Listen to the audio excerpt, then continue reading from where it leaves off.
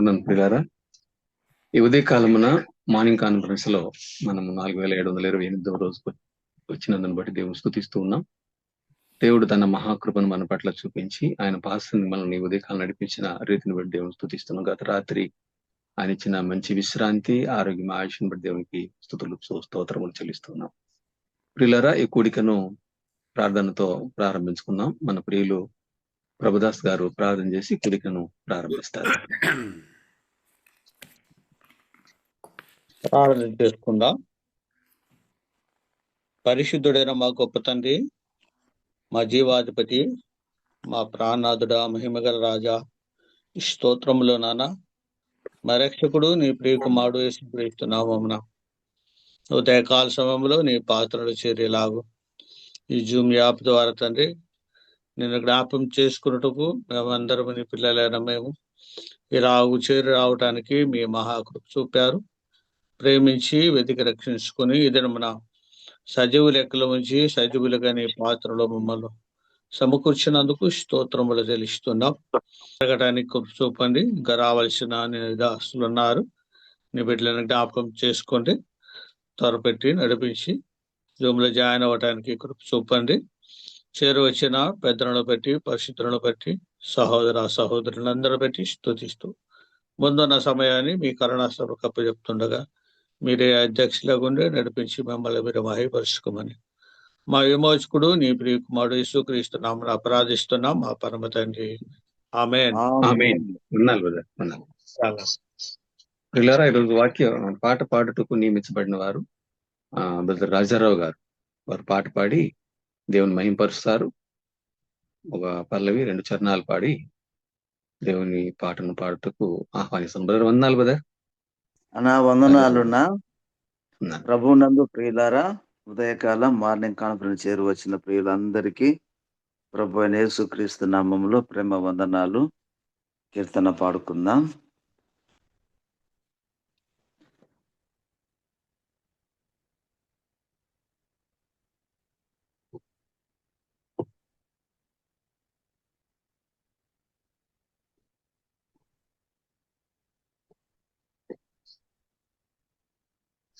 స్థిరపరచు వాడవు, బలపరచు వాడవు అనే కీర్తన పాడుకుందాం.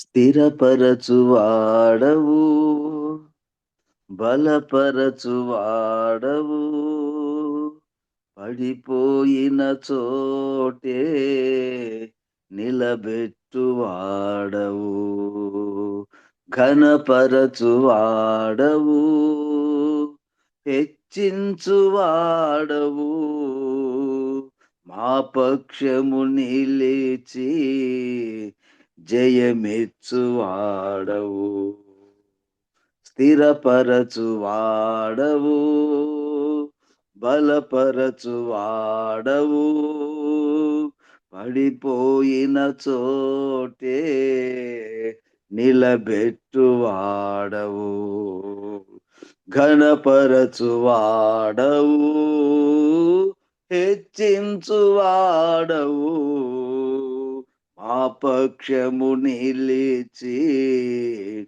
జయమెచ్చు వాడవు,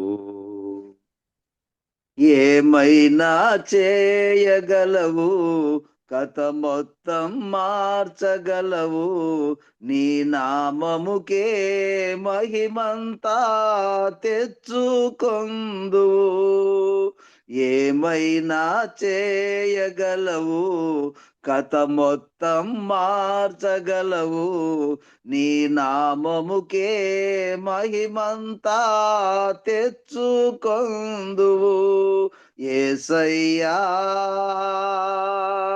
యేసయ్యా,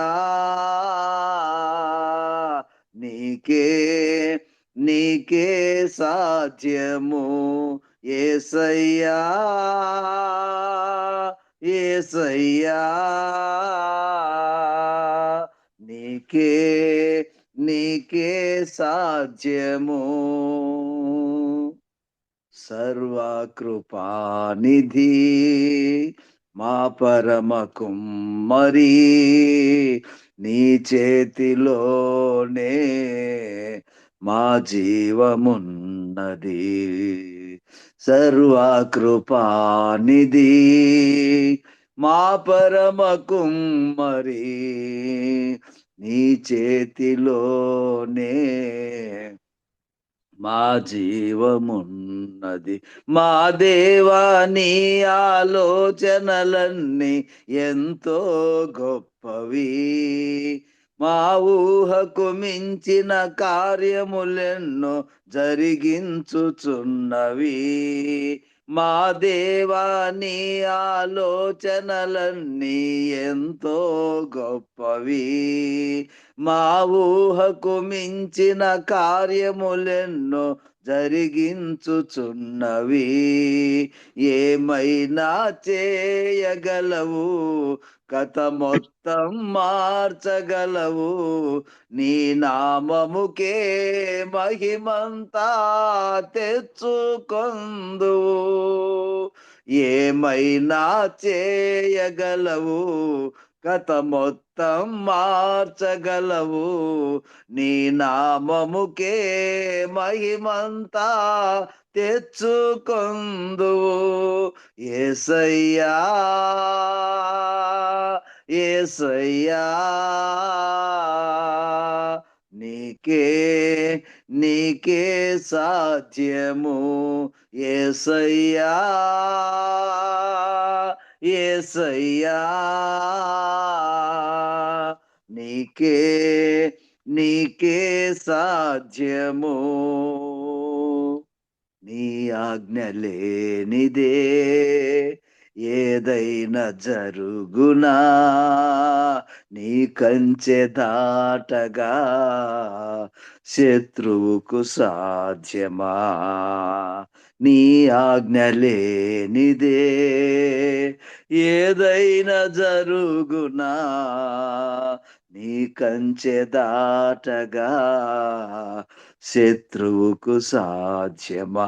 మా దేవా నీవే మా తోడుంటే అంతే చాలును. అపవాది తలచిన కీడులన్నీ మేలైపోవును. మా దేవా నీవే మా తోడుంటే అంతే చాలును. అపవాది తలచిన కీడులన్నీ మేలైపోవును. ఏమైనా చేయగలవు, కథ మొత్తం మార్చగలవు. నీ నామముకే మహిమంతా తెచ్చుకొందువు.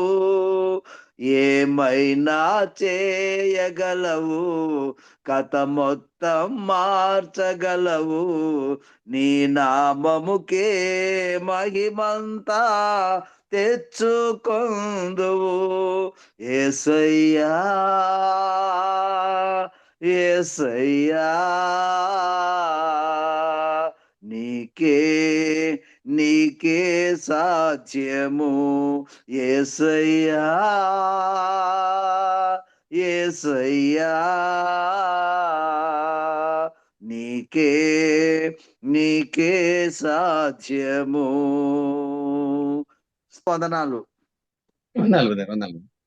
చక్కని పాట పాడి దేవుని మహింపొచ్చిన బ్రదర్ రాజారావు గారికి ప్రేమ వందనాలు. పిల్లరా, ఇప్పుడు వాక్యం అందించడానికి ఆహ్వానించబడినట్టు ప్రియులు పెద్దలు కందుకూరి ఆశీర్వాదం గారు మనకు వాక్యం అందిస్తారు. వాక్యానికి ముందు వాక్య కొరకు బ్రదర్ ఆకిపోగు యోసేపు ప్రార్థన చేయవలసిందిగా మనం చేస్తున్నాం.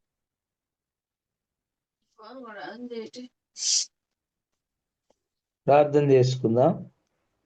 పరిశుద్ధుడైన మా తండ్రి, మహిమ కలిగిన మా గొప్ప దేవ, నిరంతరము స్తోత్రార్హుడమైన ప్రభువా, దేవదూతల చేతను కెరూబులు శరాబుల చేతను స్తుతి నందుచున్న తండ్రి, మీకే స్తుతి స్తోత్రం చెల్లిస్తున్నాం ప్రభువా. మరి ఉదయ కాలమున మాకు ఇచ్చినటువంటి గొప్ప రక్షణ భాగ్యమును బట్టి స్తోత్రం చెల్లిస్తున్నాం. ఇదిగో నాయన, గత రాత్రంతా మీ కృపను బట్టి మమ్మను మంచి విశ్రాంతినిచ్చి ప్రభువా మరి లేవనెత్తారు. ఉదయ కాలమున వేకువజామున మరి వాక్యం అందించనైనటువంటి మీ దాసుడు కందుకూరి ఆశీర్వాదం అన్న గారిని బట్టి స్తోత్రాలు. దేవుని సేవకులు ప్రభువా, ఆయన మీ వాక్యం ద్వారా మీ దాసుని నింపండి. మాకు వినిపిస్తుండగా మేము వింటూ ఉండగా విని గ్రహించే శక్తిని మాకు దయచేయమని, మీరే మహిమాఘనత ప్రభావాలు పొందుకొనమని, వాక్యం ఎవరికి ఏ విధమైన అవసరత పురుకొల్పండి, సహాయం దయచేయమని యేసు ప్రభు నామమున ప్రార్థించి స్తోత్రం చెల్లించి వేడుకుంటున్నాం తండ్రి. ఆమేన్. ఆమేన్. ఆమేన్. వీళ్ళారా ఈ సమయాన్ని బ్రదర్ కే ఆశీర్వాదం గారికి అప్పగిస్తున్నాము. వారు 6 గంటల వరకు వాక్యం అందిస్తారు. బ్రదర్ వందనాలు బ్రదర్. వందనాలు బ్రదర్, వందనాలండి మనోహర్ గారు. ఓకే అండి. క్రీస్తునందు మిక్కిలి ప్రియమైన సహోదరులకు, పెద్దలు, పరిచారకులు, ఈ జూమ్లో ఉదయకాలం ప్రభు యొక్క సన్నిధిలో వీక్షిస్తున్న మా ప్రియులందరికీ ప్రభువును రక్షకుడునైన యేసు క్రీస్తు వారి నామంలో దేవునికి స్తోత్రం చెల్లిస్తూ మీ అందరికీ ప్రభువు నామంలో వందనాలు తెలియజేస్తున్నా. అంతేకాకుండా మరి దీనికంతటికీ పూర్తి బాధ్యత వహించి కార్యక్రమాలు వారి బుధస్కంధాల పైన వేసుకుని నడిపిస్తున్న అన్న బర్నబాస్ గారిని బట్టి నేను దేవుని స్తుతిస్తున్నాను, వారికి కృతజ్ఞతలు తెలియజేస్తున్నాను. ఈ సమయం న్యాయాధిపతుల గ్రంథంలో నుంచి గతంగా 1-2 పర్యాయాలు మాట్లాడడం జరిగినది. మరలా ఈ సమయంలో నాకు ఇవ్వబడిన సమయంలో న్యాయాధిపతుల గ్రంథం 7వ అధ్యాయం, న్యాయాధిపతుల గ్రంథం 7వ అధ్యాయం మొదటి నుండి నేను చదువుతున్నాను. మొదటి 3 వచనాలు దయచేసి గ్రంథాలు తెరిచి చూడవలసిందిగా ప్రభువు నామంలో తెలియచేస్తా ఉన్నా. న్యాయాధిపతుల గ్రంథం 7వ అధ్యాయం మొదటి నుండి. అప్పుడు యెరుబ్బయలు అనగా గిద్యోనును అతనితోనున్న జనులందరూ వేకువన లేచి హారోదు బావి యొద్ద దిగగా లోయలోని మోరే కొండకు ఉత్తరముగా మిద్యానీయులు దండుపాలెము వారికి కనబడెను. యెహోవా, నీతోనున్న జనులు ఎక్కువ మంది, నేను వారి చేతికి మిద్యానీయులను అప్పగింప తగదు.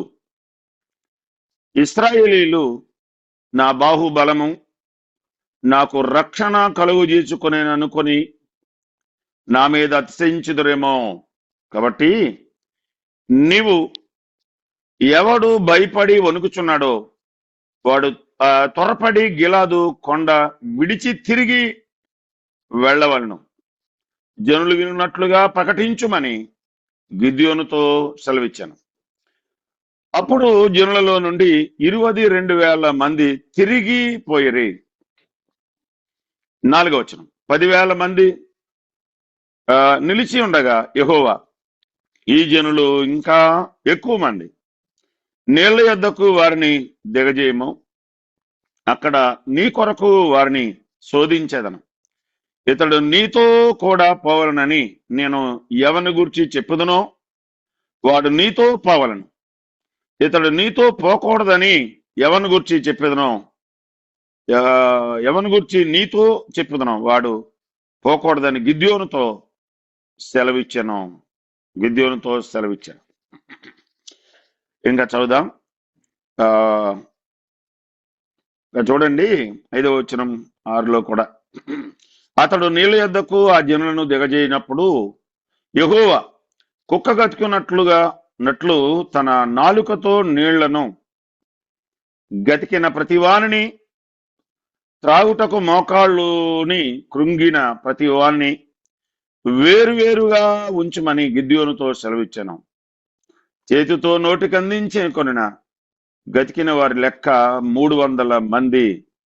మిగిలిన జనులందరూ నీళ్లు త్రాగుటకు మోకాళ్ళుని కృంగిరి. 7వ వచనం. అప్పుడు యెహోవా, గతికిన 300 మనుషుల ద్వారా మిమ్మను రక్షించేదను, మిద్యానీయులను నీ చేతికి అప్పగించేదను. జనులందరూ తమ తమ చోట్లకు పోవలనని గిద్యోనుతో సెలవిచ్చాను. మంచిదండి. దేవుని పరిశుద్ధ గ్రంథంలో 7వ అధ్యాయం న్యాయాధిపతుల గ్రంథం. గతంగా మనం విన్నాం. న్యాయాధిపతి అనగా అర్థం ఏమిటో, న్యాయాధిపతులు ఎందుకో, న్యాయాధిపతులు ఎవరో, ఈ వివరాలు గతంగా మనం చూడగలిగాం.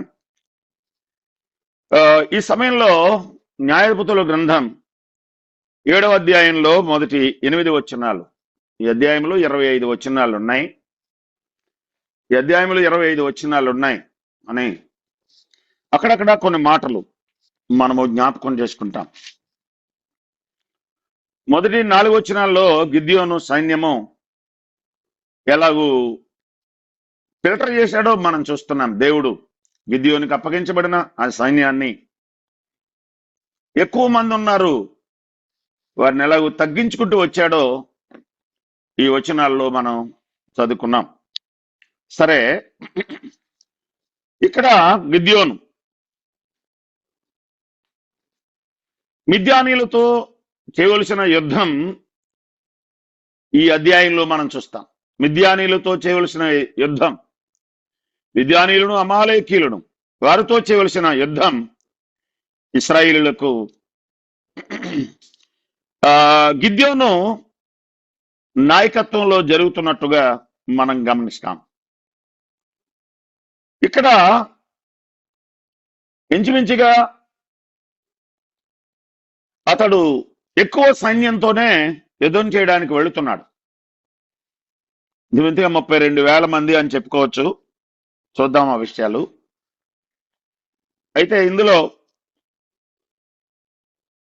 గిద్యోను నాయకత్వంలో మిద్యానీయులతో యుద్ధం చేయడానికి వెళుతున్న సమయంలో దేవుడు ఇందులో ఈ అధ్యాయంలో 5 పర్యాయములు గిద్యోనుతో మాట్లాడాడు.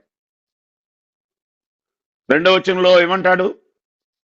మీరు యుద్ధానికి వెళ్తే వెళ్ళండి, కానీ 2వ వచనంలో ఏమంటాడు? యెహోవా నీతోనున్న జనులు ఎక్కువ మంది, నేను వారి చేతికి మిద్యానీయులను అప్పగింప తగదు అని చెప్పాడు.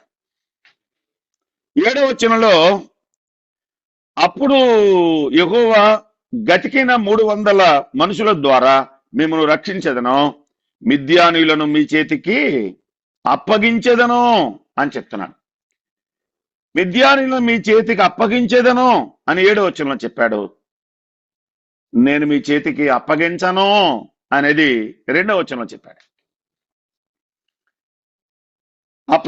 అప్పగించేదను 7వ వచనంలో, మీ చేతికి అప్పగింపను అనేది 2వ వచనంలో చెప్పాడు. ఏంటి అంటే మీతో ఉన్నవారు ఎక్కువ మంది, ఇంతమంది మిద్యానీయుల మీదకి వెళ్ళి మీరు యుద్ధం చేస్తే, ఇంత జనం ద్వారా నేను విజయాన్ని ఆశించట్లేదు, తక్కువ మందితోనే ఎక్కువ మందితో యుద్ధం చేయడం నాకు ఇష్టము అని దేవుడు తన సంకల్పాన్ని, తన ఇష్టాన్ని అధ్యాయంలో బయలుపరుస్తున్నాడు. ఏమని? 2వ వచనం, యెహోవా నీతోనున్న జనులు ఎక్కువ మంది, నేను వారి చేతికి మిద్యానీయులను అప్పగింప తగదు అన్నాడు. ఎక్కువ మంది, ఎంత ఎక్కువ మందికి నేను అప్పగించను అంటే దేవుని యొక్క ఉద్దేశం తక్కువ మందితో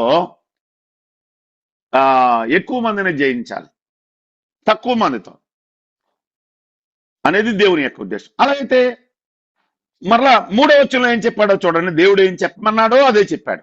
ఒక ప్రకటన చేయ గిద్యోను, ఎవరు భయపడి వణుకుచున్నారో వారు వెనక్కి వెళ్ళిపోవాలి, వారు తిరిగి వెళ్ళిపోవాలి, వారు గుడారాలకు వెళ్ళిపోవాలని చెప్పమని చెప్తే ఆ విషయాన్ని ప్రకటన చేశాడు 3వ వచనంలో. కాబట్టి నీవు ఎవడు భయపడి వణుకుచున్నాడో వాడు త్వరపడి గిలాదు కొండ విడిచి తిరిగి పోవాలనని జనులు విన్నట్లుగా ప్రకటించుమని గిద్యోనుతో సెలవిచ్చాను.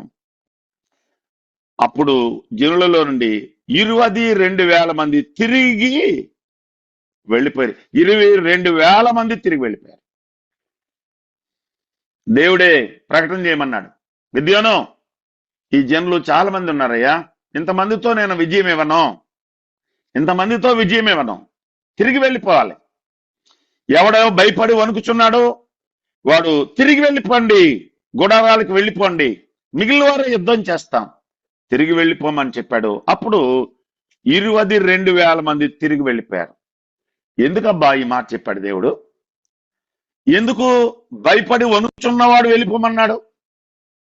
దేవునికి తెలుసు, హృదయాంతరంగాలు తెలుసు. ఆ యుద్ధంలో ఉన్నవారు ఎవరు ధైర్యం గలవారు, ఎవరు భయస్థులు, ఎవరు యుద్ధం చేయగలవారు, ఎవరు యుద్ధం చేయలేని వారు, ఎవరు రోషం గలవారు, ఎవరు రోషం లేనివారో దేవునికి తెలుసు గనుక ఒక ప్రకటన చేయమన్నాడు. ఎవరు భయపడి వణుకుచున్నాడో వాడు తిరిగి వెళ్ళిపోవాలి, వారు తిరిగి వెళ్ళిపోవాలని ప్రకటించమంటే ఆయన ప్రకటిస్తే 22,000 మంది తిరిగి వెళ్ళిపోయారు. మనం చూస్తాం. ఒకసారి ద్వితీయోపదేశకాండం 20వ అధ్యాయం 8వ వచనం. ఎందుకు ప్రకటన చేయమన్నాడు? 28వ అధ్యాయం ద్వితీయోపదేశకాండం 8వ వచనాన్ని మనం చదువుకుంటాం. ఏమని చెప్పాడు? 20వ అధ్యాయం 28వ వచనం. అధ్యాయం 20 వచనం 8 ద్వితీయోపదేశకాండం.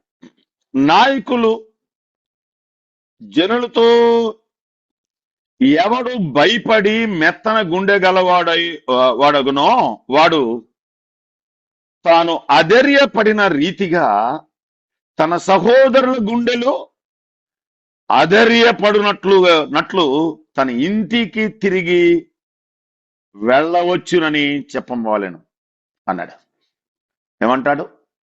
ఎవడు అధైర్యం గలవాడు, ఎవడు భయస్థుడు, ఎవడు మెత్తన గుండె గలవాడు, యుద్ధంలో భయస్థులు ద్వారా మరొకడు భయపడడానికి అవకాశం ఉంటుంది. ఒక ధైర్యవంతుడి ద్వారా మరొకరు ధైర్యపరచబడగలరు. ఒక అధైర్యపడుతున్న వ్యక్తి మిగిలిన వారిని అధైర్యపరచేయడానికి అవకాశం ఉంది. అలాగే దండంతా ఏమవుతుంది? పిరికి వారైపోతారు, బలహీనమైపోతుంది, విజయం పోతుంది, విజయం రాదు అప్పుడు. అందుకని ఆయన ఏమన్నాడు? ద్వితీయోపదేశకాండం 20వ అధ్యాయం 8వ వచనంలో ఏమని చెప్పాడు దేవుడు? ఏమని చెప్తున్నాడు అంటే చూడండి, అక్కడ మరలా చదువుదాం. నాయకులు జనులతో ఎవడు భయపడి మెత్తన గుండె వాడగునో వాడు తాను అధైర్యపడిన రీతిగా, తాను జడిసిపోయిన రీతిగా లేక అధైర్యపడిన రీతిగా తన సహోదరుల గుండెలు అధైర్యపరచకుండునట్లు, తాను అధైర్యపడి తన సహోదరుల గుండెలు కూడా భయపడినట్లు, అధైర్యపడినట్లు తన ఇంటికి తిరిగి వెళ్ళవచ్చునని చెప్పవలెనని. ఇంటికి తిరిగి వెళ్ళిపోండి. ఎవరు ధైర్యం లేదో వారు తిరిగి వెళ్ళిపోండి, ఎవరు భయస్థులో వారు తిరిగి వెళ్ళిపోండి, ఎవరు మెత్తన గుండె గలవారై ఉన్నారో వారు తిరిగి వెళ్ళిపోండి అని చెప్పాడు. అప్పుడు ఏమైందో చెప్పండి? ఎందుకు వెళ్ళిపోమన్నాడు వెనక్కి అంటే, మెత్తన గుండె గలవారై అధైర్యపడేవారు మిగిలిన వారిని కూడా అధైర్యపరుస్తారు. సువార్తలో మనం గమనిస్తాం, మనం వెళుతున్నప్పుడు ఎన్నో అనుభవాలు. సువార్తకు వెళ్ళినప్పుడు మనలోనే ఉన్నవారే మనతో ఉన్నవారు, జరిసిన విధానాలు ఉన్నాయి, ధైర్యంగా వెళ్ళిన వారు కూడా ఉన్నారు, ముందుకు వెళ్ళిన వారు ఉన్నారు, వద్దు ఆగిపోదామన్న వారు కూడా ఉన్నారు, వెనక్కి వెళ్ళిపోయే వారు కూడా ఉన్నారు. ఎందరో మనం చూస్తాం ఈ అనుభవాల్లో. అందుకని దేవుడు ఈ దండులో భయపడుతున్న వారెవరో, వణికిపోతున్న వారెవరో, అధైర్యంగా ఉన్నవారెవరో వారు తిరిగి వెళ్ళిపోండి అంటే 22,000 మంది వెళ్ళిపోయారు. ఇది దేవుడు చెప్పిన మొదటి మాటలో, గిద్యోను ప్రకటించిన ప్రకటనలో వారు తిరిగి వెళ్ళిపోయారు 22,000 మంది. తర్వాత 4వ వచనం, 4వ వచనం 2వ మాట చూడండి. 10,000 మంది నిలిచి ఉండగా 22,000 మంది వెళ్ళిపోయారు. ఇంకెంతమంది ఉన్నారు? 10,000 మంది నిలిచి ఉండగా. అంటే ఈ 10,000 ఆ 22 గమనించాలి, 32,000 మంది మొత్తం, 32,000 మంది. అయితే 4వ వచనం మరలా చదువుదాం. 10,000 మంది నిలిచి ఉండగా యెహోవా, మరలా దేవుడు ఏమంటున్నాడు చూడండి, ఈ జనులు ఇంకా ఎక్కువ మంది, వీళ్ళ కూడా నాకు ఎక్కువే, గిద్యోను వీళ్ళ కూడా నాకు ఎక్కువే, ఇంకా తగ్గించాలి, ఇంకా తగ్గించాలి, ఇందులో ఇంకా ఫిల్టర్ చేయాలి. ముందు ఫిల్టర్ చేస్తే, మొదటిసారి ఫిల్టర్ చేస్తే 22,000 మంది తిరిగి వెళ్ళిపోయారు. మరలా ఫిల్టర్ చేయి 10,000 మంది ఉన్నారు కదా. 10,000 మంది కూడా నాకు ఎక్కువే. 10,000 మందితో వెళ్ళేవాడిని కాదు.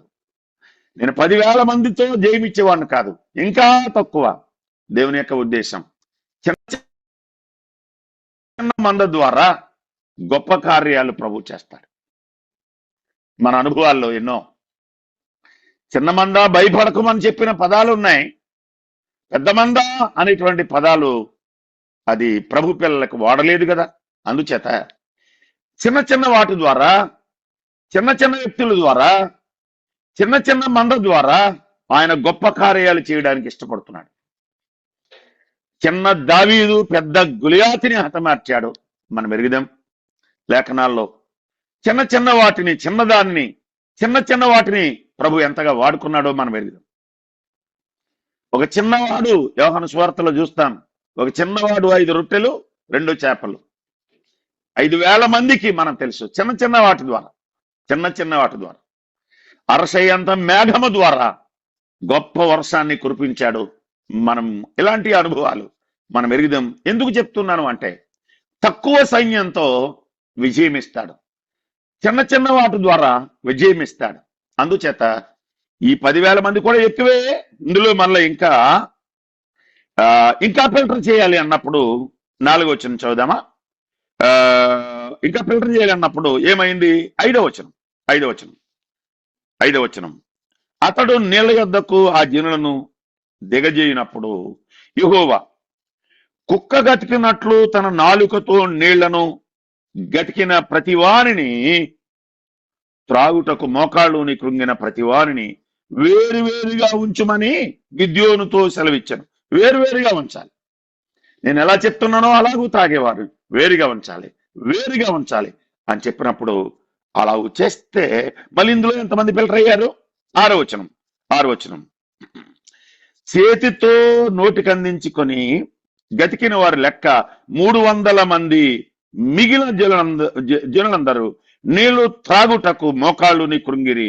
అప్పుడు మరలా 7వ వచనంలో, అప్పుడు యెహోవా గతికిన 300 మనుషుల ద్వారా మిమ్మును రక్షించదను, మిద్యానీయులను నీ చేతికి అప్పగించేదను. 300 మంది అని చెప్పాడు. మొదటిగా మాట్లాడినప్పుడు ఎక్కువ మంది అని 2వ వచనంలో ఒకసారి మాట్లాడాడు దేవుడు గిద్యోనుతో.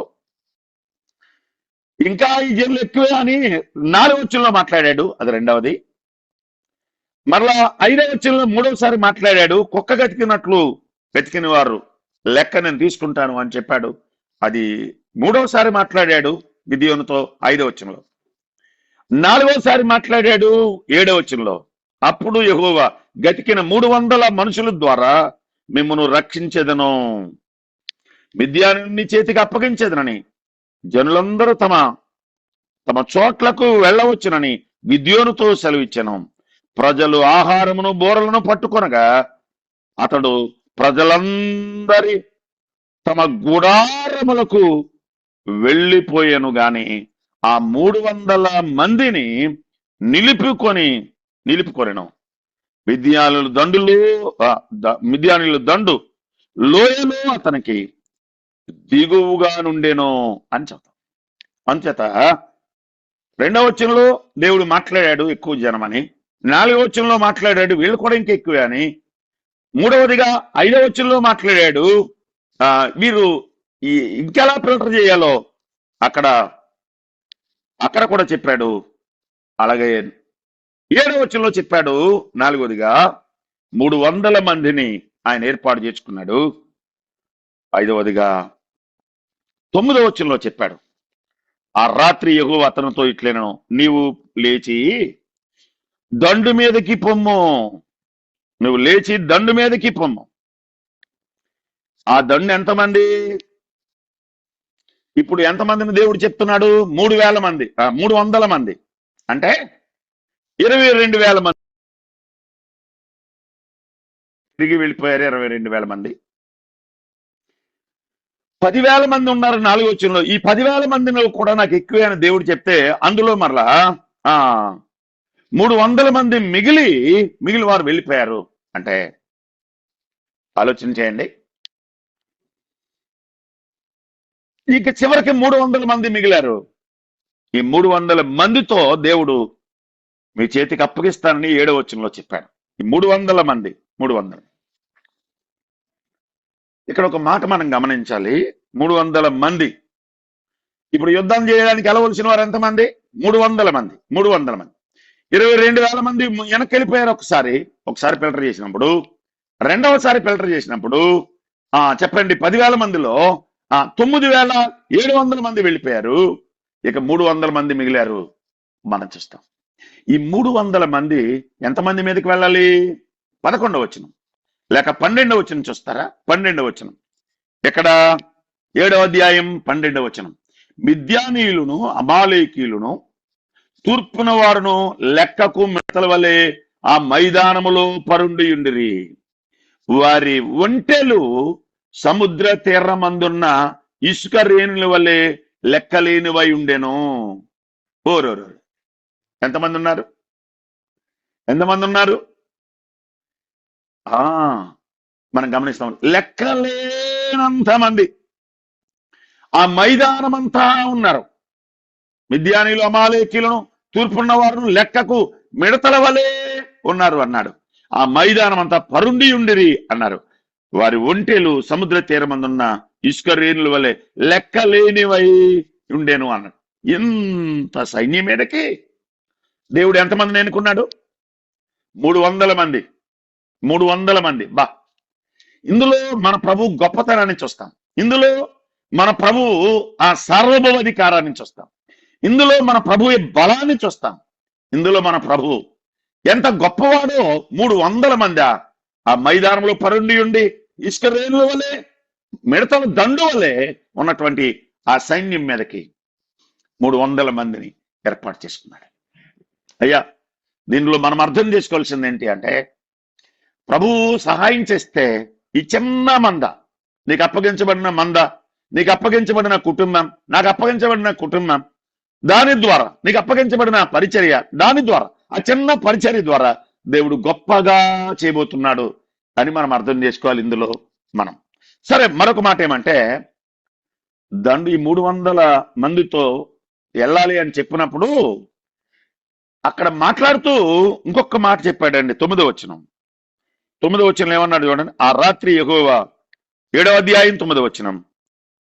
ఆ రాత్రి యెహోవా అతనితో ఇట్లనెను, నీవు లేచి దండు మీదకి పొమ్ము, నీ చేతికి దాన్ని అప్పగించదను. పోవుటకు నీకు భయమైన ఎడల నీ పనివాడైన పూరాతో కూడా దండుకు దిగిపొమ్ము.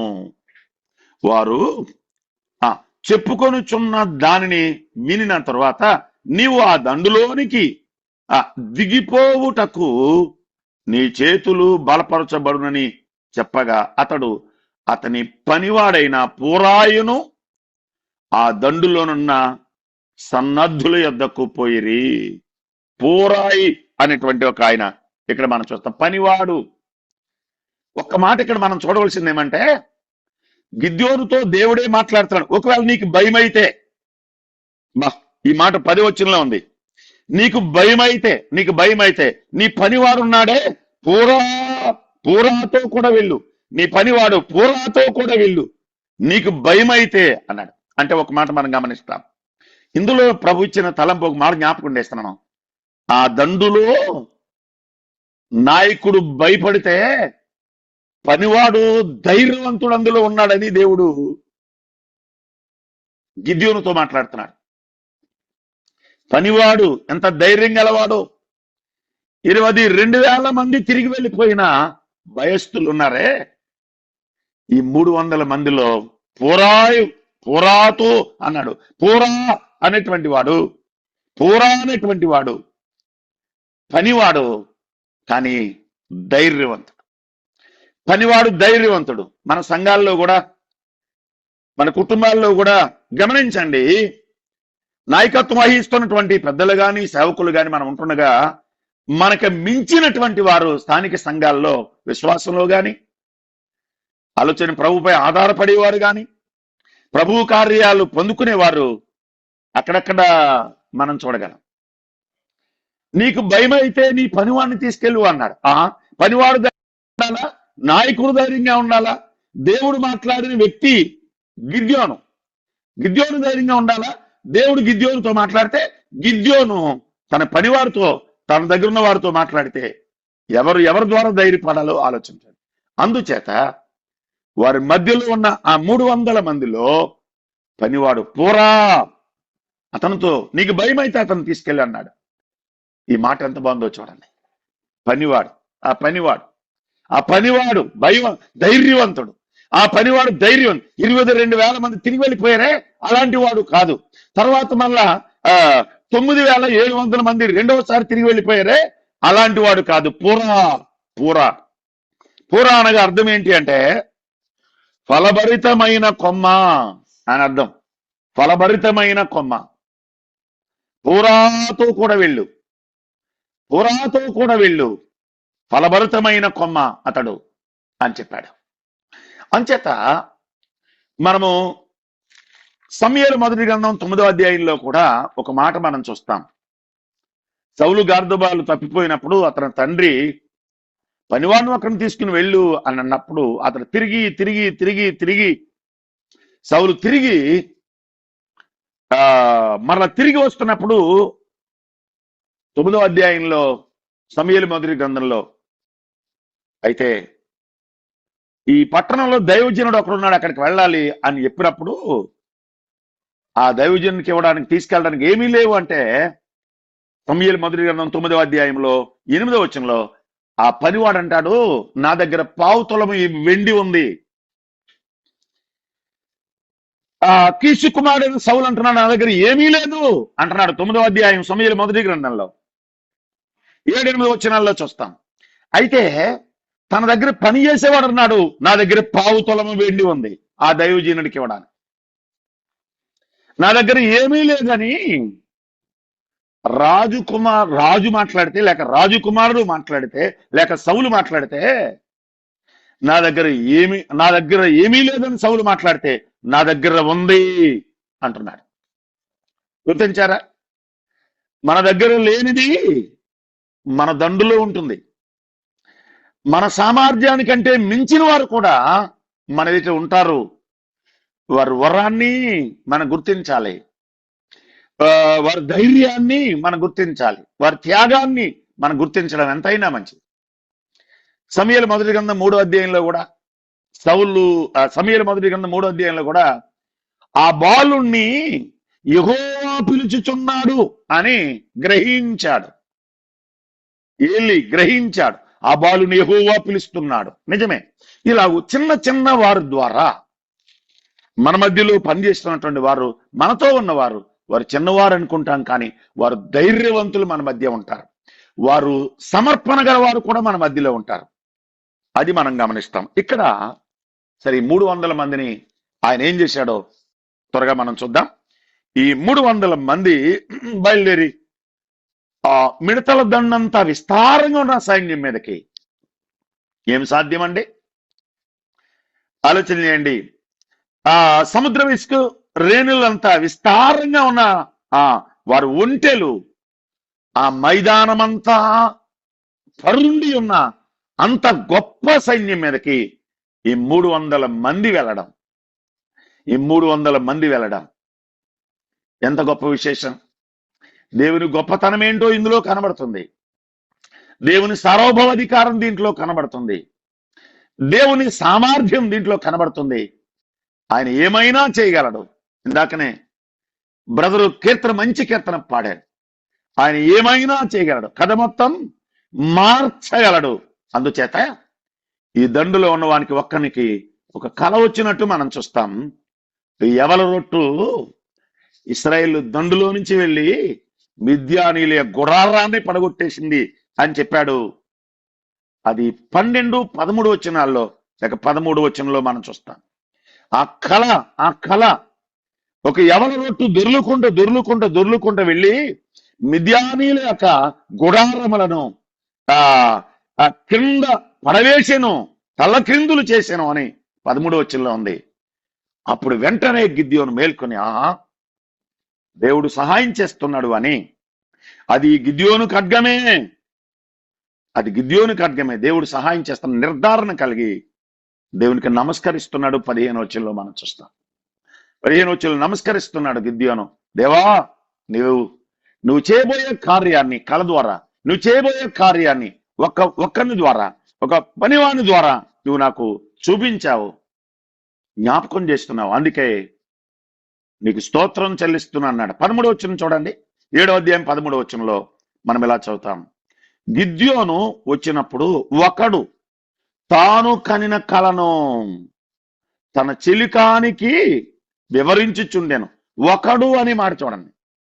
జరగబోయే యుద్ధాన్ని జయమిచ్చే దేవుడు ఇక్కడ పేరు రాయకుండా ఒకనికి బయలుపరుస్తున్నాడు. చూసారా? ఒకడు అని వ్రాయబడింది. ఆ దండులో ఉన్న ఒక్కడు అని వ్రాయబడింది. చూడండి 13వ వచనం మరలా. గిద్యోను వచ్చినప్పుడు ఒకడు తాను కనిన కలను తన చెలికానికి వివరించుచుండేను. ఒకడు ఎట్లనగా, నేను ఒక కల కంటిని, అదేమనగా ఎవల రొట్టె ఒకటి మిద్యానీల దండులోనికి దొర్లి ఒక గుడారమునకు వచ్చి దాన్ని పడగొట్టి తల్ల క్రింద చేసినప్పుడు ఆ గుడారం పడిపోయానని చెప్పాను. 14వ వచనం. అందుకు వాని చెలికాడు, అది ఇశ్రాయేలుడైన యోవాషు కుమారుడు గిద్యోను ఖడ్గమే గాని మరేమీ కాదు. దేవుడు మిద్యానీలను ఈ దండంతను అతని చేతికి అప్పగించుచున్నాడని ఉత్తరమిచ్చెను. గిద్యోను ఆ కల వివరమును దాని తాత్పర్యమును విన్నప్పుడు అతడు యెహోవాకు నమస్కారం చేసి ఇశ్రాయేలు దండులోనికి దిగి తిరిగి వెళ్ళి యెహోవా మిద్యానీయుల దండును మీ చేతికి అప్పగించున్నాడని చెప్పి మనం చూస్తాం. ఎంత బాగుంది ఈ మాట చూడండి. ఈ మాట అర్థం చేసుకోవాలి. రండి, దేవుడికి నమస్కారం చేస్తున్నాడు. అర్థమైపోయింది. దేవుడు ఒకరి ద్వారా అర్థమైంది. ఓ, ఈ కళ ఒక రొట్టె అంటే అది ఖడ్గమే. ఆ రొట్టె ఖడ్గం, ఇది గిద్యోని ఖడ్గం అని జ్ఞాపకం చేయడం ఏంటి? ఆ రొట్టె ఎవరి రొట్టె? దొర్లుకుంటూ వెళ్ళి మిద్యానీయులు దండులో ఉన్న వారి గుడారాన్ని పడద్రోయించింది అని చెప్పి ఈ వివరణ గిద్యోను విన్నప్పుడు, ఓహో, దేవునికి స్తోత్రం అనుకున్నాడు. దేవుడు సహాయం చేస్తున్నాడు అనుకున్నాడు. దేవుడు మనకు విజయం ఇస్తున్నాడు అని దేవునికి నమస్కారం చేశాడు. గుర్తుపెట్టుకున్నారా?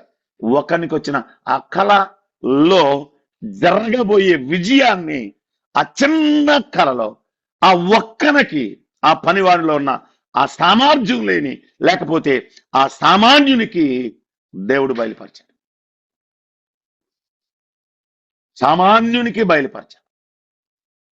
ఇప్పుడు గిద్యోను ఏం చేశాడు? 16వ వచనం చూడండి.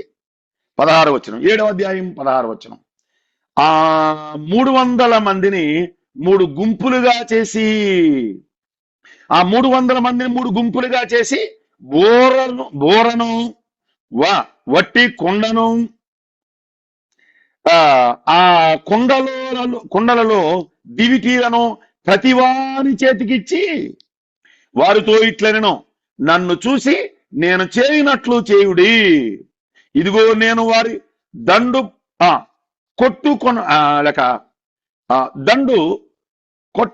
కొట్ట కొనకు పోవుచున్నాను, నేను చేయనట్లు మీరు చేయవలెను. 16వ వచనం 17వ వచనం చాలా జాగ్రత్తగా గమనించాలి. ఆ 300 మందిని 3 గుంపులుగా చేసి బోరలు ఇచ్చాడు, వట్టి కొండలు ఇచ్చాడు. ఆ కొండల లోపల దివిటీలు 3 మనం గమనిస్తాం. మూడవదిగా దివిటీలు మనం గమనిస్తాం. అలా అయితే ఇక్కడ చూడండి, ఇక్కడ గిద్యోను 300 మందిని 3 గుంపులుగా చేశాడు. వారు గుంపులు 3 అయినా వారి గురువు ఒక్కటే. వారు గుంపులు 3 అయినా వారు గురువు ఒక్కటే. ఆలోచన చేయండి. 3 గుంపులుగా తాను చేశాడు. వారు 3 గుంపులు అయిపోలేదు. మనం అర్థం చేసుకోవాలి. వారు 3 గుంపులు అయిపోలేదు. మీరు వేరు, మేము వేరు, మీకు మాకు కుదరదు, అట్లా కాదు. ఈ 300 మందిని విజయాన్ని చేరుకోవడం కోసం అన్నాడు. తానే 3 గుంపులుగా చేశాడు. ఒక పక్క నుంచి మీరు రండి, ఈ ప్రక్క నుంచి మీరు వస్తారు, ఈ ప్రక్క నుంచి మేము వస్తాము. 300 మందిని 3 గుంపులుగా చేసి అందులో మనోడు ఒక గుంపులో ఒకడు ఉండి బయలుదేరి వెళుతున్నాడు. వారు గుంపులు 3 అయినా వారు గురువు ఒక్కటే. ఆయా కుటుంబాలకు చెందిన వారమైనా మన గురువు ఒక్కటే, మన ప్రభువు ఒక్కటే, మన రక్షణ ఒక్కటే, మన బాప్తిస్మం ఒక్కటే, మన సహవాసం ఒక్కటే, మన కొరకు సిద్ధపరచబడిన పరలోకం కూడా ఒక్కటే. ఆలోచన చేయండి. వారు గురువు ఒక్కటే, గుంపులు 3, వారు గురువు ఒక్కటే అని మనం చూస్తాం. అయితే ఇందులో గిద్యోను ఎంత మాదిరికరంగా వారి కనబడుతున్నాడు ఇక్కడంటే 16వ వచనంలో మనం చేస్తాం. 17వ వచనంలో ఏమన్నాడు? 16వ వచనంలో 17వ వచనంలో కూడా ఏమంటున్నాడంటే, నన్ను చూసి, 16వ వచనం 3వ లైన్లో చదువుతున్నాను, నన్ను చూసి నేను చేయనట్లు చేయుడి. నేను దివిటి ఎలా పట్టుకున్నానో మీరు ఎలా పట్టుకోవాలి, నేను కొండ ఎలా పట్టుకున్నానో మీరు ఎలా పట్టుకోవాలి. ఆలోచన, నేను ఖడ్గం ఎలా పట్టుకున్నానో అలా మీరు పట్టుకోవాలి. నన్ను చూసి ప్రియమైన సేవకులుగా, పెద్దలుగా, పరిచారకులుగా మనం గుర్తుపెట్టుకోవాల్సిన విషయం ఏంటంటే, మన దండులో ఉన్నవారు, మన సంఘంలో ఉన్నవారు మనల్ని చూస్తారు. ఈ 300 మందిని గిద్యోను అంటున్నాడు, నన్ను చూడండి, నేను చేసినట్లు చేయండి. నన్ను చూడండి. అయితే నేను ఖడ్గం ఎలా పట్టుకున్నానో మీరు అలా పట్టుకోవాలి. నేను దివిటి ఎక్కడ పెట్టానో మీరు అక్కడ పెట్టాలి. నేను కేకలు వేస్తే, కింద చదువుతున్నాం ఇంకా, మీరు కేకలు వేయండి. నేను మౌనంగా ఉంటే మీరు మౌనంగా ఉండండి. ఈ 300 మంది ఎవరిని చూడాలి? గిద్యోనుని చూడాలి. ఖడ్గాన్ని ఎలా పట్టుకున్నాడు? గిద్యోనుని చూడాలి. ఎలాగూ దివిటి పట్టుకున్నాడు? గిద్యోనుని చూడాలి. కుండను ఎలా పగలగొట్టాడో అలాగే వీళ్ళు పగలగొట్టాలి. ఎలాగూ గిద్యోను కేకలు వేస్తూ అరిచినాడో జయము జయమని అలాగూ మీరు కూడా చేయాలి. కాబట్టి ఈ 300 మంది గిద్యోనుని చూస్తున్నారు. సేవకులారా, పెద్దలారా మనం గమనిస్తాం, మనల్ని చూస్తున్నారు.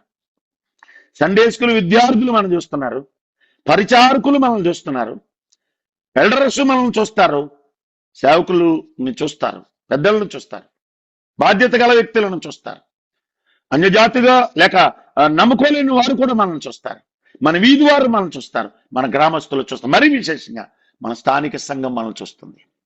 గిద్యోను అంటున్నాడు, నేనే మీకు మాదిరి, నన్ను చూడండి, నేను చేసినట్లు చేయండి. ఈ పదాలు 16వ వచనంలో ఉన్నాయి, 17వ వచనంలో ఉన్నవి ఈ మనం గమనిస్తాం. నేను చేసినట్టు మీరు చేయండి, నన్ను చూడండి అని మాట్లాడుతున్నాడు. అంచేత ఈ భాగంలో ఒక మాదిరికరంగా గిద్యోనుని మనం చూస్తాం, ఒక మాదిరికరంగా చూస్తాం. చూడండి, మరొక మాట ఇలా చదువుదాం. 20వ వచనంలో, అట్లు ఆ 3 గుంపులు వారు, 20వ వచనం, అట్లు ఆ 3 గుంపులు వారు బూరలు ఊదుచు ఆ కుండలను పగులగొట్టి ఎడమ చేతులలో దివిటీలను, కుడి చేతులలో ఊదుటకు బోర్లను పట్టుకొని యెహోవా ఖడ్గము గిద్యోను ఖడ్గం, యెహోవా ఖడ్గము గిద్యోను ఖడ్గం అని కేకలు వేసిరి. ఏమన్నాడండి? యెహోవా ఖడ్గము గిద్యోను ఖడ్గము, యెహోవా ఖడ్గము గిద్యోను ఖడ్గం. యెహోవా పేరు మ్రోగుతుంది. దానితో పాటు నన్ను చూడండి అన్నాడే, నా వైపు చూడండి అన్నాడే, నేనే మీకు మాదిరి అన్నాడే, నన్ను చూసినట్టు చూడండి, నేనేం చేస్తున్నాను అది చూసి మీరు చేయండి అని చెప్పాడే, ఆయన పేరు కూడా మ్రోగుతుంది. ఆయన చెప్పినట్లు చేస్తే నిన్ను నన్ను కూడా గుర్తింపులోనికి తెస్తాడు. ఆయన చెప్పినట్టు చేస్తే నిన్ను నన్ను అనేక నోట పెడతాడు. వారి హృదయంలో, వారి మనసులో మనం ఉంటాం. కాబట్టి వీళ్ళు అంటున్నారు, యెహోవా ఖడ్గం, ఓకే, గిద్యోను ఖడ్గం. యెహోవా చెప్పినట్లు గిద్యోను చేశాడు, ఇప్పుడు గిద్యోను చెప్పినట్టు మేము చేస్తున్నాము. యెహోవా చూపించినట్టు గిద్యోను కనపడ్డాడు, ఇప్పుడు గిద్యోను చూపించినట్టు మేము చేస్తున్నాము. కాబట్టి యెహోవాకును ప్రజలకును మధ్యలో గిద్యోను ఉన్నాడు. స్థానిక సంఘముగా, పెద్దలుగా, సహోదర సేవకులుగా మనం వారికి మధ్యవర్తులుగా, అన్నిటికంటే ముఖ్యంగా పరమ గిద్యోను ప్రభు అయిన యేసుక్రీస్తు తిమోతి పత్రికలో చెప్పాడు, మనకు మధ్యవర్తి. ముగించే ముందుగా జ్ఞాపకం చేస్తాం, మనకు మధ్యవర్తి యేసుక్రీస్తు. ఆయన చూడాలి, మన ప్రభువును చూడాలి, ఆయన త్యాగం ఏంటో మనం చూడాలి, ఆయన సమర్పణ మనం చూడాలి, ఆయన ధైర్యం మనం చూడాలి, ఆయన తగ్గింపు మనం చూడాలి. అలా చూశారు. అందుచేత ఇక్కడ మనం జ్ఞాపకం చేసుకున్నాం, మన ప్రభువు ద్వారా పరలోకపు తండ్రిని ఎట్లా గణపరుస్తున్నాము. ఇక్కడ యెహోవా ఖడ్గము గిద్యోను ఖడ్గం అని కేకలు వేసిరి. 21వ వచనం, 7వ అధ్యాయం 21వ వచనం న్యాయాధిపతుల గ్రంథంలో.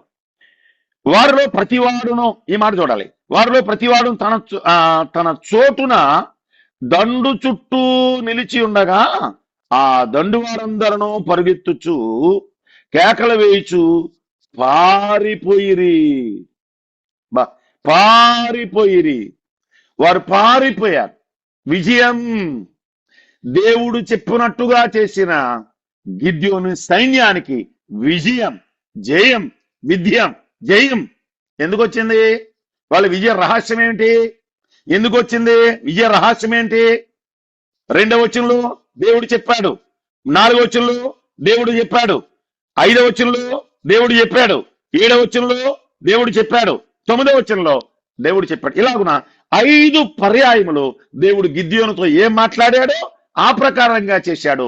కనుక దేవుడు చెప్పినట్టుగా చేయడమే ఈ విజయానికి కారణం. నాడైనంతే నేడైనంతే ఆయన చెప్పినట్టుగా చేసేవారు కావాలి. నరుని హృదయంలో తలంపులు అనేకముగా పుట్టెను, యెహోవా యొక్క తీర్మానమే స్థిరము అని సామెతల గ్రంథకర్త చెప్తున్నాడుగా. అందుచేత ఆయన చెప్పినట్టుగా చేశారు గనుక విజయం, విజయం, విజయం. వారికి విజయం వచ్చింది, శత్రువులు పారిపోయారు అనేది మనం చూస్తాం. చూడండి 22వ వచనం. ఆ 300 మంది బూరలను ఊదినప్పుడు యెహోవా దండు అంతటిలోను ప్రతి వాని ఖడ్గమును వాని పొరుగు వాని మీదకి త్రిప్పెను. ప్రతి వాని ఖడ్గము పొరుగు వాని మీదకి త్రిప్పాను.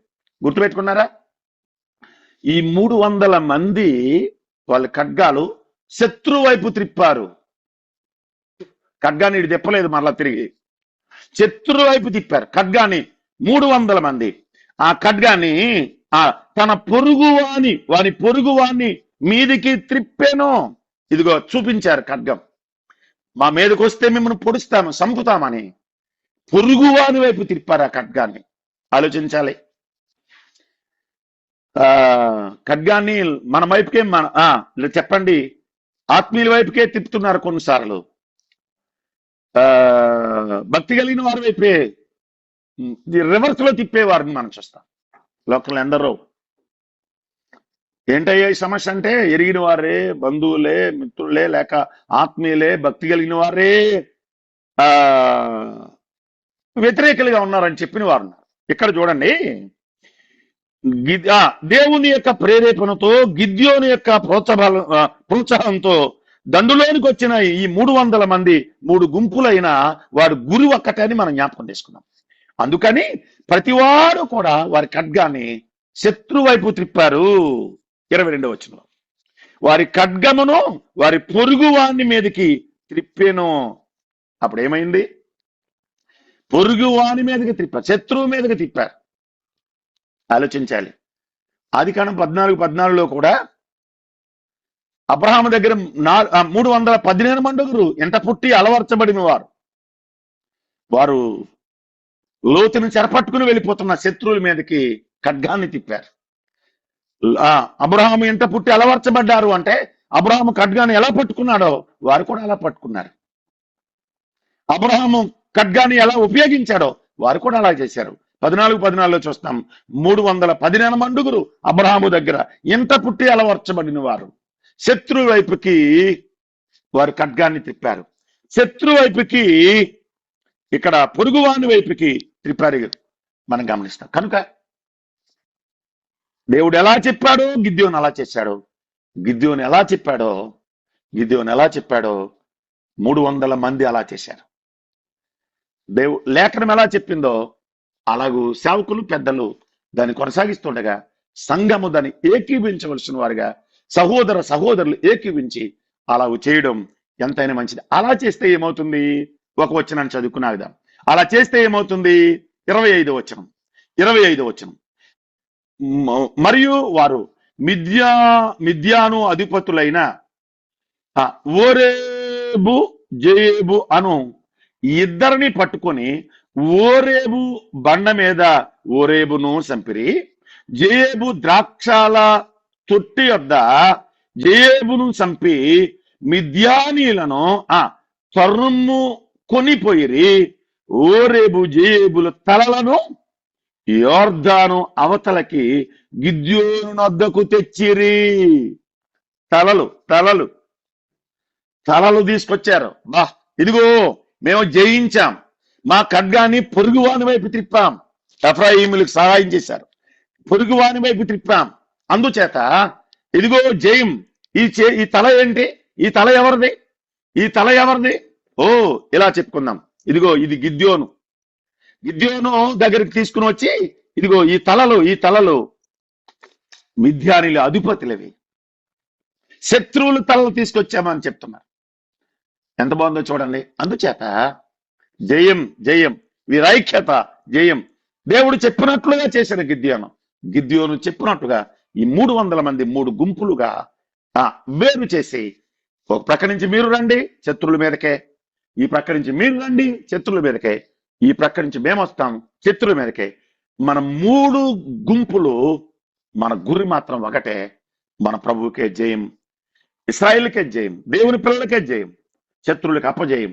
అందుచేత వారు తలలు తీసుకుని వచ్చినప్పుడు మేము జయించామో, ఇదిగో శత్రువులు తలలు అని చెప్పి చూపిస్తున్నారు. సమూయేలు మొదటి గ్రంథం 17వ అధ్యాయంలో కూడా అదే కదా.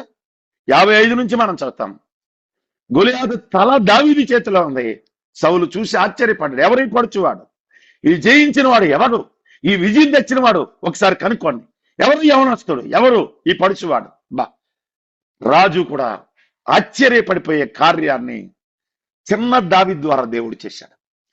మైదానంలో మిడతల దండంత విస్తారంగా ఉన్న సైన్యాన్ని ఈ 300 మంది ద్వారా చేశాడు. సోదరుడా, సోదరి, ఒకవేళ లేక ఇంకా స్థలాల్లో దీంట్లో లేక ఈ జూమ్లో ఈ ఉదయకాలం వీక్షిస్తున్నటువంటి వారు, మన ప్రభువు జయమిస్తాడు. శత్రువు తలను వారు తీసుకొచ్చారు. మన ప్రియ ప్రభు అయితే శత్రువు తలను చితక్కొట్టాడు.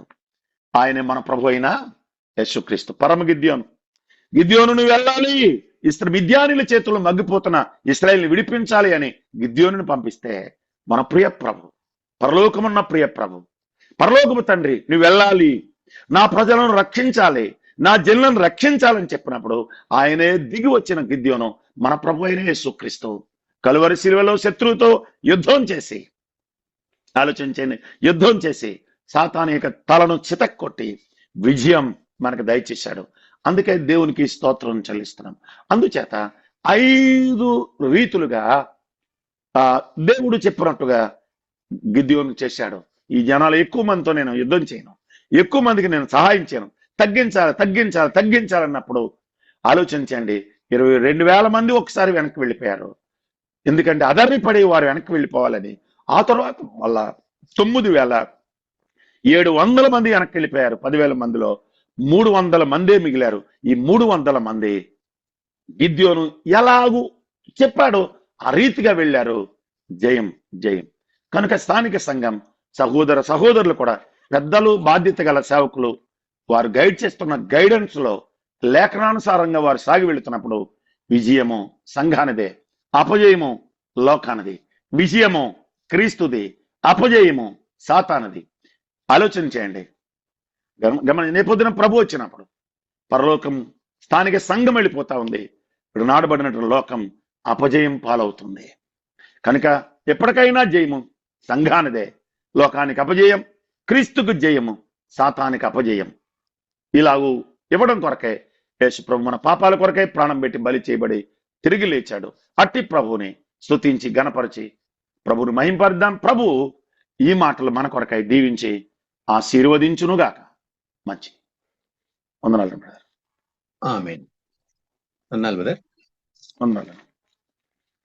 ప్రియులారా, చక్కని వాక్య సందేశాన్ని న్యాయాధిపతుల గ్రంథం నుండి 7వ అధ్యాయం నుండి బ్రదర్ ఆశీర్వాదం గారు అందించిన వాక్యము, మరి గిద్యోను విషయంలో జరిగిన విజయాన్ని, గిద్యోను దేవుడు వాడుకున్న విషయం మనం చూస్తున్నాం. 5 సార్లు దేవుడు చెప్పినట్లు గిద్యోను చేసి 300 మందితో 3 గుంపులుగా చేరి 2 తలను తీసుకొచ్చినట్లు చేసినట్లు మనం చూస్తున్నాం. విజయం యెహోవా ఖడ్గము, గిద్యోను ఖడ్గము అన్న మాటలు మనం చిన్న వాటి నుండి విజయాన్ని చేకూర్చే దేవుడు.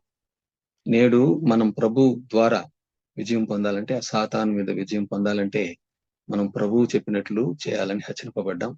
అలాగున సంఘాల్లో మరి దేవుడు చెప్పినట్లు పెద్దలు చేయాలి, పెద్దలు సేవకులు చెప్పినట్లు సంఘమంతా కూడా చేసి దేవుని నామానికి మహిమ తేవాలని మనం హెచ్చరింపబడ్డాం. మన పరమ గిద్యోను ప్రభు అయిన యేసుక్రీస్తును కూడా మరి మనకు వివరించిన రీతిని బట్టి దేవుని స్తుతిస్తూ ఉన్నాం. ప్రియులారా, అలాగా మనము సంఘాల్లో ముందుకు సాగునట్లు దేవుడు ఆశీర్వదించి నడిపించును గాక. వందనాలు బ్రదర్. మరొకసారి ప్రియులారా, మనం ముగింపు ప్రార్థన బ్రదర్ శేఖర్ బాబు బ్రదర్ ప్రార్థన చేస్తారు. శేఖర్ బాబు బ్రదర్.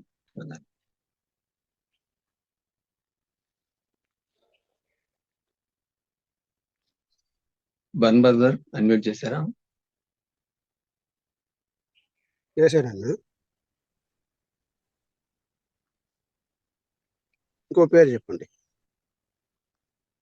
ఇంకో పేరు ఆనందరావు బ్రదర్.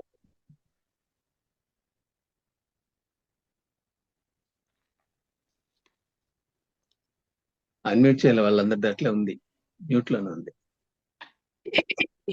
అన్నా వందనాలు. వందనాలు బ్రదర్. ఆనందరావు బ్రదర్ చేయండి. ప్రార్థన చేసుకుందాం. ప్రేమ నమ్మకమైన నా తండ్రి, నీ పరిశుద్ధమైన ఉన్నతమైన నామముకు స్తోత్రాలు చెల్లిస్తూ ఉన్నాం. మరొక ఉదయకాల సమయంలో నీ దాసుని నిలబెట్టుకుని మీరు అందించిన వర్తమానాన్ని బట్టి వందనాలు స్తోత్రాలు చెల్లిస్తున్నాం. దినదినము నాయన నీ దాసుల ద్వారా శ్రేష్టమైన మాటలు మీరు మాకు అందిస్తూ నాయన మీరు ఇచ్చిన ఈ కృపకి స్తోత్రాలు. ఈ కార్యక్రమానికి వ్యవస్థలుగా ఉండి నాయన బర్నబాస్ అన్న బట్టి వందనాలు స్తోత్రాలు. ఇది నాన్ని వాక్స సందేశాన్ని అందించిన అన్న ఆశీర్వాదం అన్న గారిని బట్టి మీకు స్తుతులు స్తోత్రాలు చెల్లిస్తున్నాం. ప్రభా, ఈ యొక్క ఉదయకాల సమయంలో ఇంత శ్రేష్టమైన జీవితాలను మాకు అనుగ్రహిస్తున్నందుకు స్తోత్రాలు. మీ వాక్యం చేత మీ పరిసరలో మీ పనిలో ఇంకా ముందుకు నడవడానికి సహాయం చేయండి. ఈ యొక్క తరుణాన్ని మీరు మాకు దయచేసినందుకు స్తుతులు చెల్లిస్తూ మరి కార్యక్రమంలో ఉన్న దైవ సేవకులు, పెద్దలు, పరిసరకులందరినీ కూడా మీ చేతులకు అప్పగిస్తూ మా విన్నపాలు మీ పాద సన్నిధికి చేర్చుకోమని యేసయ్య ఘనమైన నామములో ప్రార్థించి వేడుకుంటున్నాము తండ్రి. ఆమేన్. ఆమేన్. వందనాలు బ్రదర్. వందనాలు. ప్రియులారా, ఈ రోజు ఉదయము మార్నింగ్ కాన్ఫరెన్స్ లో ప్రార్థన సహకారం చేసిన వారిని బట్టి, పాట పాడిన వారిని బట్టి దేవుని స్తుతిస్తున్నాం. దేవుని వాక్యాన్ని చక్కగా మనకు వివరించినటువంటి బ్రదర్ ఆశీర్వాదం గారికి కూడా ప్రేమ వందనాలు తెలియజేస్తున్నాం. ఈ రోజు అధ్యక్షత వహించి నడిపించడానికి అవకాశం ఇచ్చిన బర్నబాస్ గారికి వందనములతో సమయాన్ని అప్పగిస్తున్నాను. బ్రదర్ వందనాలు బ్రదర్.